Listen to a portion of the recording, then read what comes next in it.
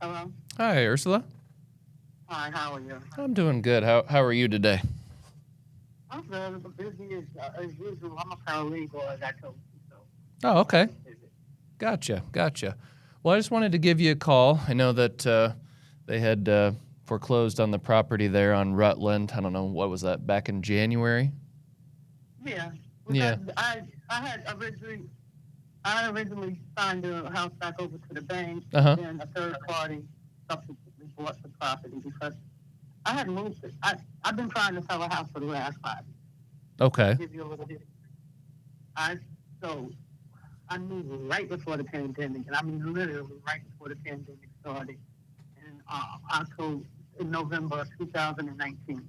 Mm-hmm. And then I signed a contract to sell a house, which we went, the person that was supposed to buy the house, he didn't qualify for a mortgage, so we had to get another, I see. we had to go to another title.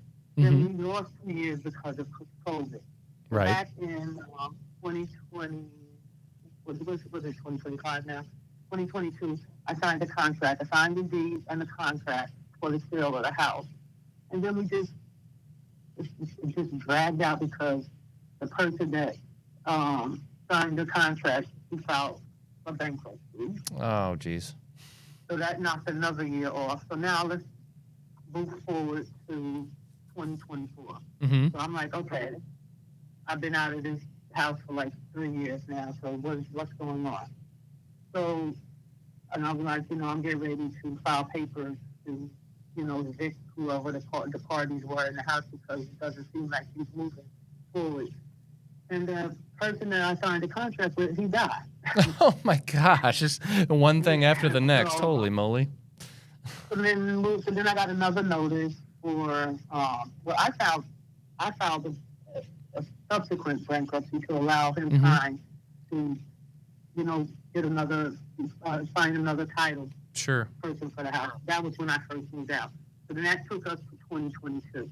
Right. And then 2020, moving forward to 2024. Well, 2023, he filed a bankruptcy, and that moved us to 2024.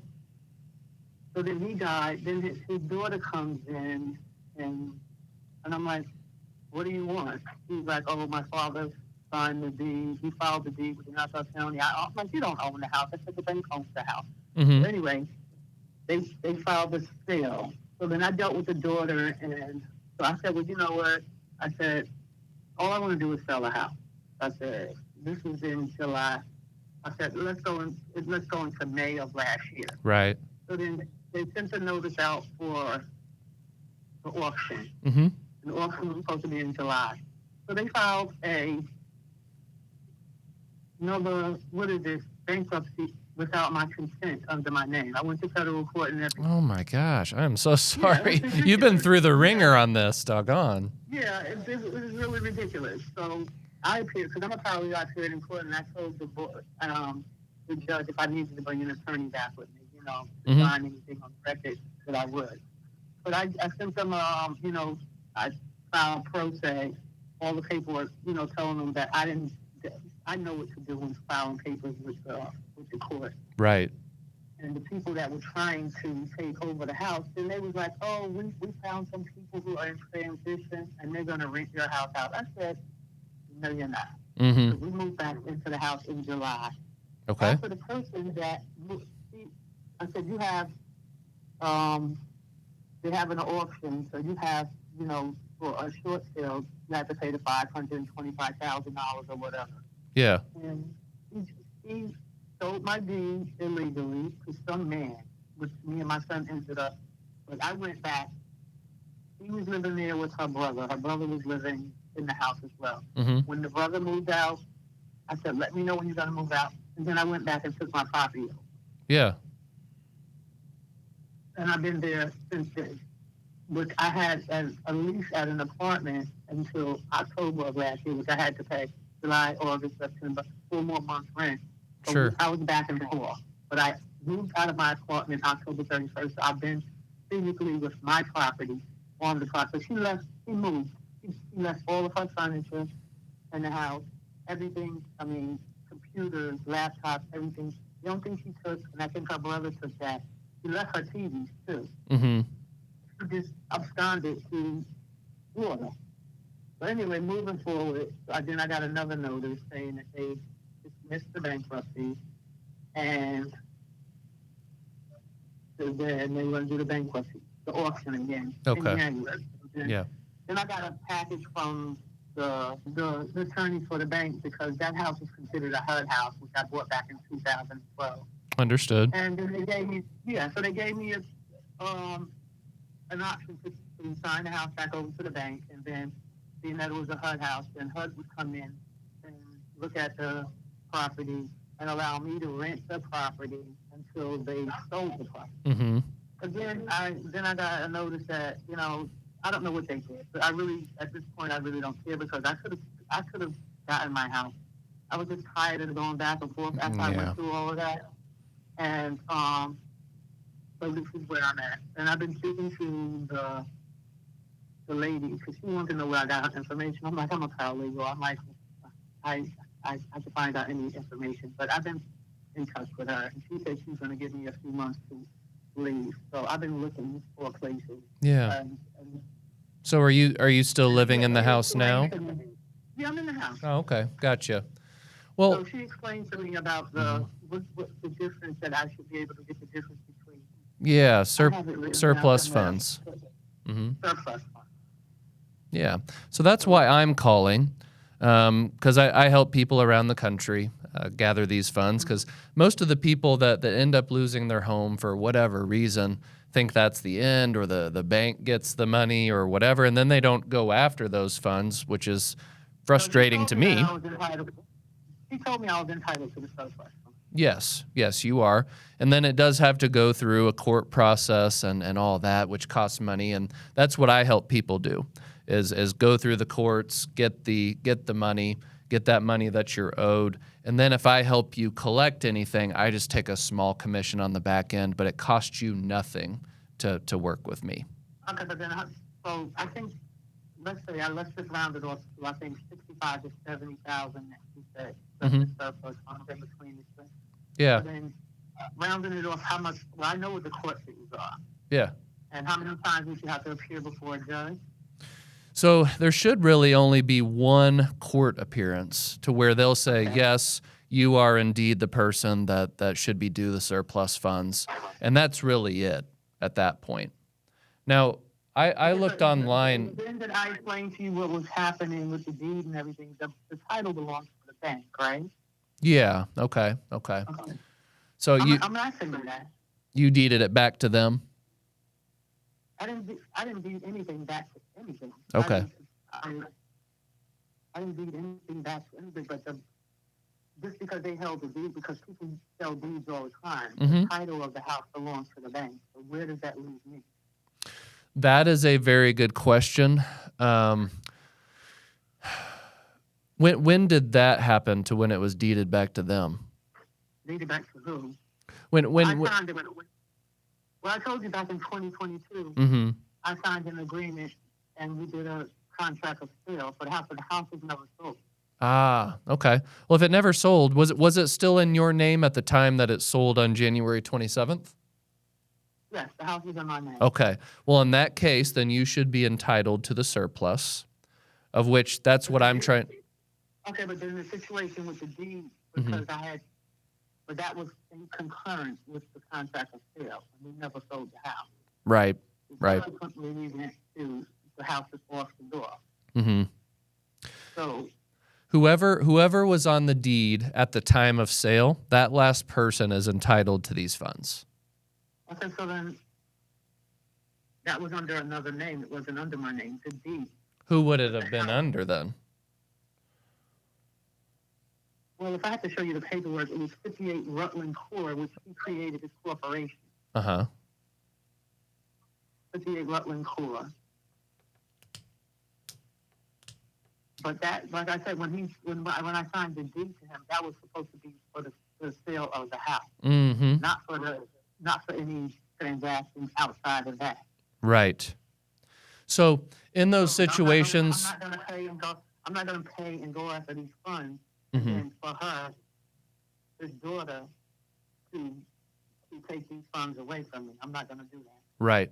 So that's my job, is to go through here, untangle any complications, which I'm really hoping that they're 100% entitled to you. But I would go to the courts. I would figure out who the true heir of these surplus funds are, and figure out if it's you, if it's someone else. I hope it's you.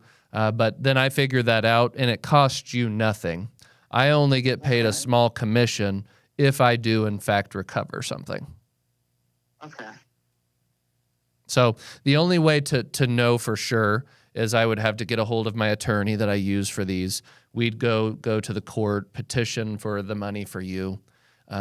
They very well may have someone else that says, well, I think that they're for me. And then we have to fight that battle a little bit. But that costs you nothing. I pay the attorney. I pay for all of that to happen. Okay, so you said small commission. So say, for instance, we recover 70. How much of that? So usually I take 30%. Usually yes. So that would be how much? So you said there's give or take 70 in surplus. Was there someone that confirmed that for you? Yeah, the lady that bought the house. Okay. I have it written down somewhere else. Okay. Because I she said it's 65 to 70. Yeah. So what did you owe on it? Do you remember at the time of sale? Do you remember what your mortgage statement or your 15 and she paid? It was like 3 something, and she paid 4 something. 416? She paid 416 on the 17th of January. So it sounds like you might be right. After all fees, expenses, maybe it was about $70K. So if I took 30%, that would be about $20,000. You get about $50,000 right there. Okay. That 20,000, that's going to include your fees, court fees. Correct. So I'm responsible for paying the attorney that does everything, which is many times $3,000 to $5,000 to get through all of this. And then, of course, I have some time in it. So I might end up making, 13 to 15 on it, something like that. God knows we get a paralegal all around. What was that? I said I'm a paralegal. Yeah. All of our clients settlements. Yep. So I would make a little bit, but you would get the lion's share, certainly. Okay, so where do we have to start? So I have an agreement, a services agreement that just lays out that we are going to pay for everything. We consult the attorney, unless you have a wonderful attorney that you can recommend us to, but we already have a couple of New York attorneys that help us with these. We go ahead and contact the attorney. We start the process with the courts. We petition for the money for you. And then at the end, they say, okay, there's $70,000. It's due to you. Our attorney will then draw up a document that says, hey, here's the split to Ursula. Here's the split to Michael. And then once everyone agrees, they will distribute checks. And then we can move on about our lives and walk into the sunset. How long does this process usually take? So it depends on the docket schedule, but it can be as little as 30 days, but I would anticipate more like 90 or so is more in line. Okay, you said 30 to 90 days. Yeah. Okay, so then what documents do you need from me? So, I have my original, yeah. I have my original deed. Yeah. But then I had a contract. I have the contract of sale and the deed that was signed over to him. But you'll see that it was a small exchange of money. So yes. I didn't sell my house for $45,000. Right. That was just a down payment for him to help me with my moving expenses and everything. And so as far as everything was still coming in my name from the bank and everything. So what we would need from you, my transaction coordinator, her name's Christina. She's a wonderful woman. You'll get to like her. She will send over a services agreement that basically just lays out what I just said. We'll do everything. It doesn't cost you anything. We only get paid if we recover something from you. If we don't recover anything, you don't owe us a dime, right? Then we will work with you to get any of that supplemental documentation that you mentioned. And then we'll get with our attorney, petition the courts. Might take us a few weeks to even, as you know, even get their attention. But we'll submit all that documentation for you, try to petition for you that you are the rightful heir to these surplus funds. Then once that number is conclusive, hopefully around $70K, it'll take some time for them to say, yes, you are the right person, we're ready to release the funds. Then after that, it would just be a matter of our attorney distributing the correct amount to both of us. So usually that's a 60 to 90-day process, but sometimes it can be as little as 30, depending on how full the dockets are right now. Okay. What other questions do you have for me? That's it. Okay.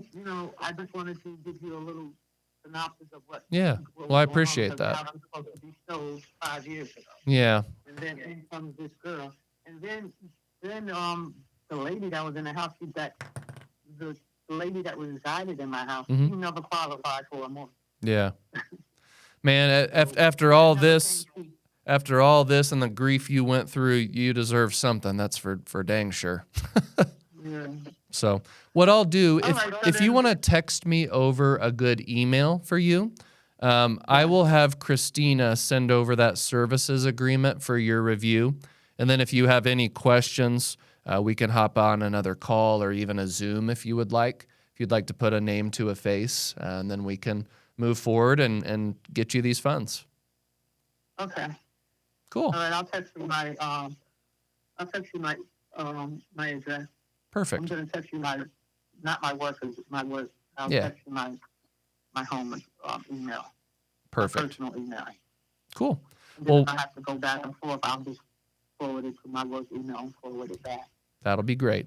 Well, good deal. Well, I will look forward to seeing your email and look forward to working with you. All right. I'll text everything now. Perfect. Good talking to you. All right. And Michael, Yeah, my name is Michael. do you have a last name? Yeah, Frankie, Franke. Thank you. Yeah. All right. You have a good. All Perfect. I'll talk to you later. right. All right. Bye. So that was a typical conversation that you might hear with someone that's going through surplus funds. You heard this lady's pain. She's tried to sell this house multiple times. Someone didn't qualify. She tried to sell it on creative finance. The person defaulted. There was all kinds of things that happened. And finally, she got completely worn out of dealing with this. And at the end of the day, she let the house go. Well, we were able to go ahead and contact her about the surplus funds. Sounds like there's about 70 or so. I'm going to get her about 50K, and we'll make a quick 20K for just sliding some paperwork around. So I hope this call was helpful. I hope you realize how lucrative surplus funds can be and that you should be in this game as well as going after foreclosures and other things.